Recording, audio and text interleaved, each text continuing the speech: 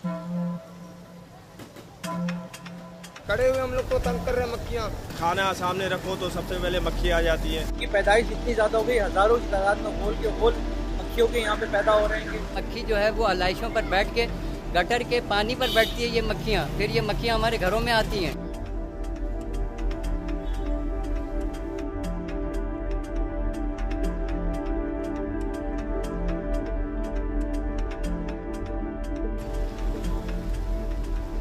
मक्खियों के spores soil में मौजूद होते हैं। जैसे ही उनको ह्यूमिडिटी और टेम्परेचर फेवरेबल मिलता है तो ये जर्मिनेट होकर और बाहर निकलती हैं।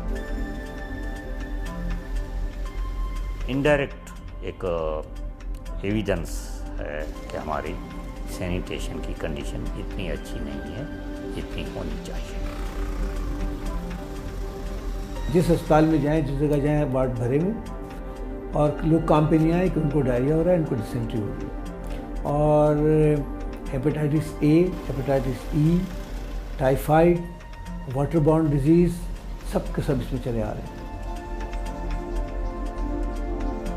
पानी को उबाल करके बच्चों को पिलाएं। दूसरा, खाना जितना भी खाएं गर्म खाना खाएं। बैग के अंदर किसी अपने कंटेनर के अंदर, डस्टबिन के अंदर कचरे को डालकर और बंद कर दें ताकि मक्खी उस पर न बैठे।